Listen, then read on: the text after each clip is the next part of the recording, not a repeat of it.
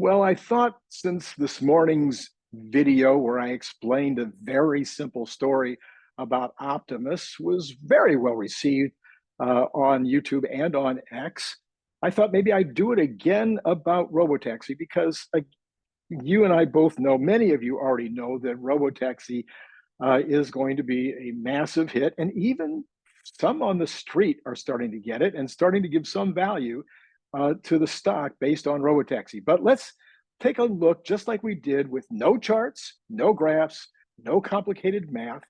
I want you to be clear on why the Robotaxi story is going to change the life of anyone invested in Tesla.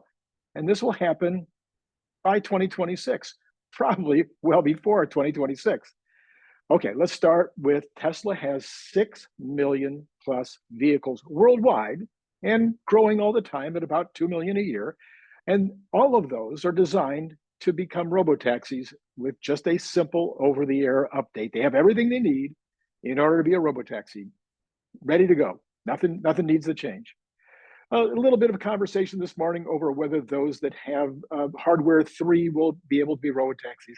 There isn't the slightest doubt in my mind that every vehicle that has hardware 3, 4, or 5 will be able to be a robotaxi.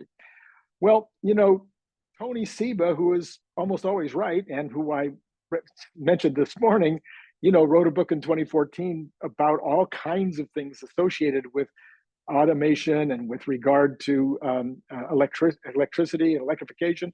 And he's turned out to be right almost across the board.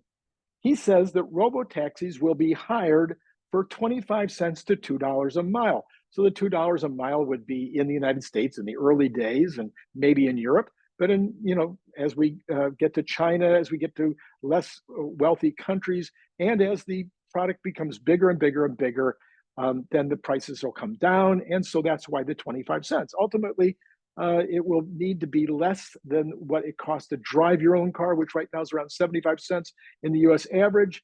So 50 cents, 25 cents a mile, that's where we're going to get eventually. Others, including Elon Musk, have said that the cars that are put on robotaxi, like you or me would put our car out and just let people use it during the day or during the night. Whenever we're not using it, maybe those would average about 50,000 miles per year of use and get rental income on 50,000 miles. They'll drive more because there's some of those miles that are deadheading, but they'll get 50,000 miles of use. In 2025, when robotaxis become a thing, maybe 25% of the cars will be used as robotaxis in the US. That would be about 500,000 cars.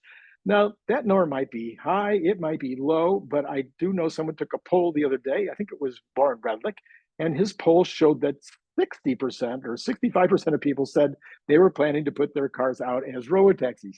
I think that is probably not going to be true, but also it could be higher than my 25%. So I'm just going to use 25% for now. I'm going to try to be extremely conservative here. So maybe this is an average of $1 per mile. Okay, $1 per mile of income, the $2.50, $2 all the way down to 75 cents. Who knows? But let's just go really low, $1 per mile times 50,000 miles, and then Tesla gets 20% of that, not 30 like Apple gets on their app. And Tesla deserves more, but by the way, I'm going to say 20% net.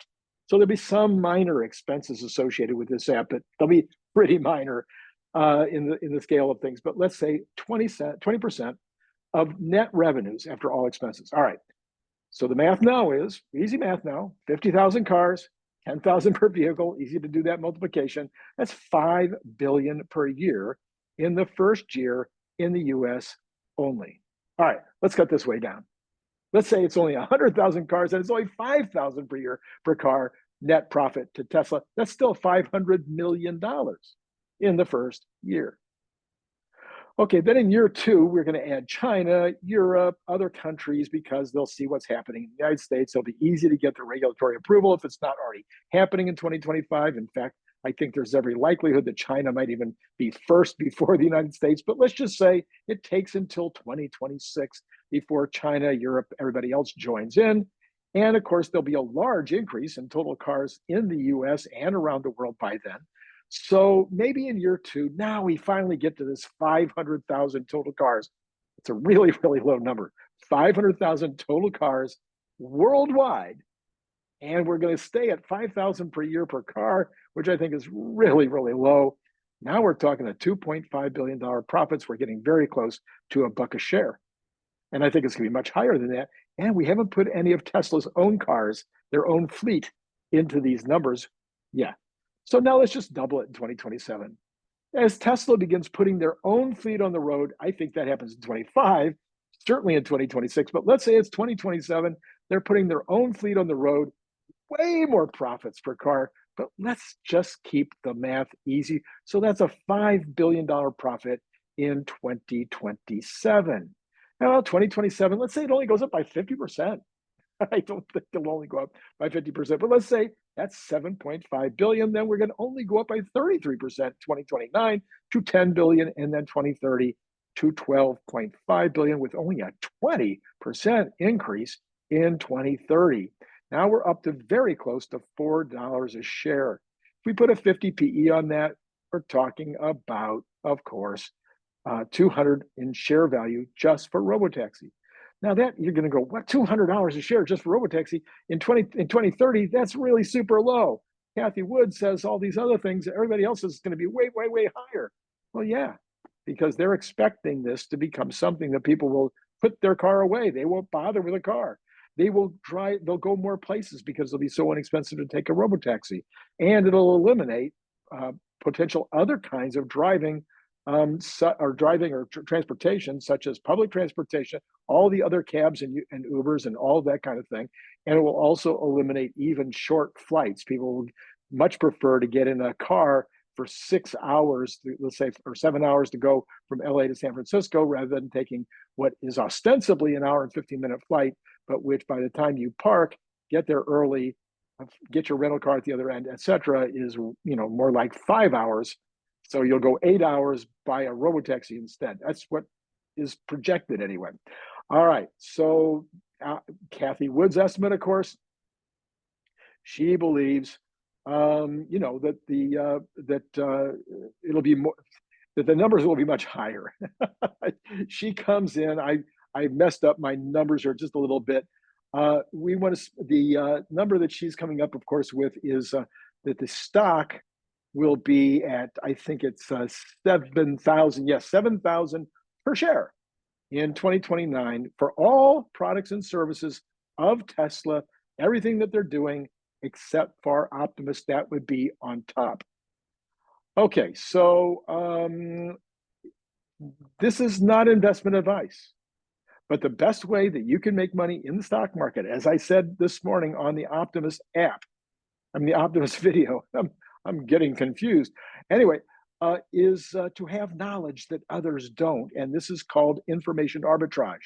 We talked at length about that this morning, but companies and stock, sophisticated people who trade in stocks go to a tremendous amount of trouble to become way more informed about things than the general public is, so they can make money in the stock market by information arbitrage.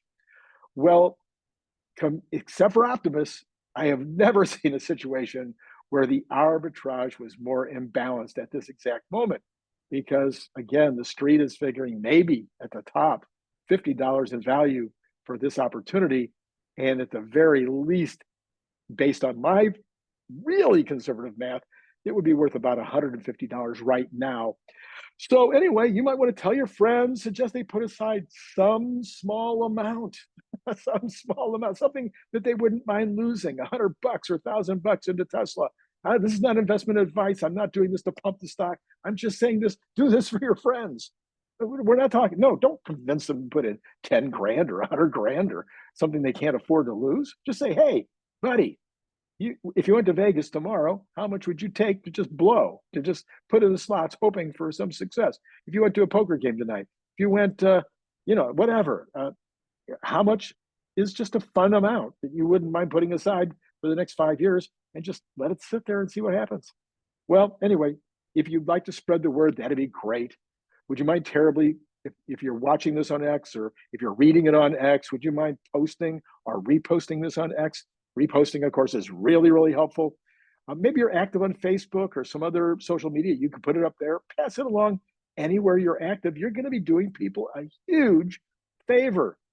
And then I'd also appreciate it if you'd consider Patreon. If this information is helpful, valuable, useful, and you'd like to help me, help the channel, help get more and more of this kind of information out there, give me a little bit of pay in order to bring you more and more information, kind of like you would have paid for a subscription. You're probably paying for lots of subscriptions right now of companies that won't let you behind the firewall without paying for it. Well, I'm not doing that.